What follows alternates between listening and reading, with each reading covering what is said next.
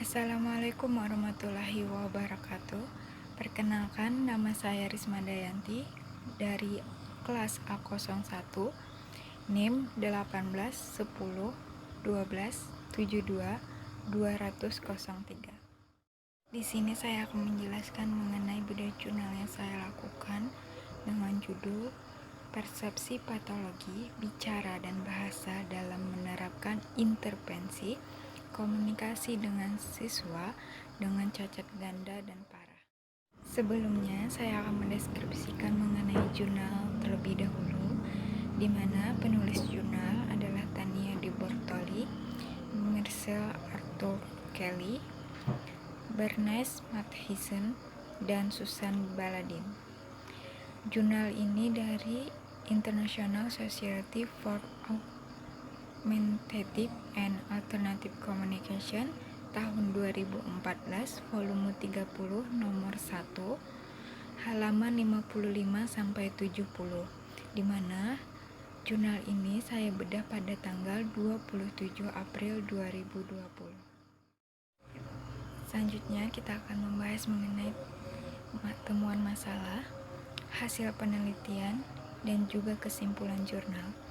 Jadi, untuk temuan masalah, di sini masalahnya mengenai hambatan dan dukungan terhadap pelaksanaan intervensi komunikasi untuk anak cacat ganda dan berat. Kemudian dari hasil penelitian itu ada 6 yang menjadi ide pokoknya, yaitu hambatan dan dukungan untuk mengimplementasikan intervensi komunikasi individu, pengembangan profesional, intervensi atau kolaborasi komunikasi, konteks, departemen pemerintahan, dan faktor sosial. Selanjutnya adalah kesimpulan jurnal, di mana di dalam jurnal menyebutkan bahwasannya SLP menekankan variabilitas dalam minat, pengetahuan, keterampilan, dan sikap guru pada kemampuan mereka untuk mengimplementasikan intervensi komunikasi kepada anak cacat ganda dan berat, di mana efektivitas dari hal tersebut sangat bervariasi dan mempengaruhi kualitas layanan yang mereka berikan kepada anak. Untuk meningkatkan penyampaian layanan, dukungan yang lebih besar untuk kolaborasi antar guru dan SLP mungkin diperlukan di tingkat pemerintahan. Ini adalah temuan teori yang saya dapat dari jurnal. Di sini yang pertama dari Durlax dan Dupre tahun 2008 dan Pixen et al. Tahun 2009. Ilmu implementasi adalah studi tentang terjemahan program intervensi atau basis bukti ke dalam praktik di lapangan.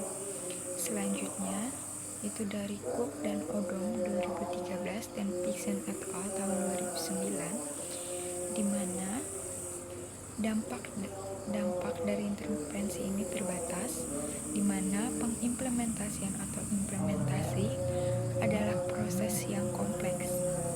Kemudian dari Durlax dan Dupre tahun 2008 dan Pixen et al. 2009, di mana dari tinjauan implementasi di berbagai ilmu manusia, peneliti telah mengidentifikasi faktor-faktor kontekstual di berbagai tingkatan yang berinteraksi untuk mempengaruhi pelaksanaan program atau intervensi, di mana Durlax dan Dupre menyatakan bahwa perspektif ekologis sistematik diperlukan untuk memahami implementasi intervensi dan untuk memfasilitasi efektivitasnya. Mengenai komentar jurnal, di sini ada dari segi penulisan dan segi materi. Untuk segi penulisan, kelebihannya yaitu pada referensi yang mana sangat jelas kutipan-kutipan dari para peneliti yang dituliskan di dalam jurnal, kemudian struktur bahasa yang sudah tertata rapi dan mudah untuk dipahami. Untuk kekurangannya sendiri, menurut penulis tidak ada karena penulis sudah sesuai dengan EYD dan sangat mudah untuk dipahami. Dan dari segi materi itu, untuk kelebihannya itu ada dari diagram dan tabel.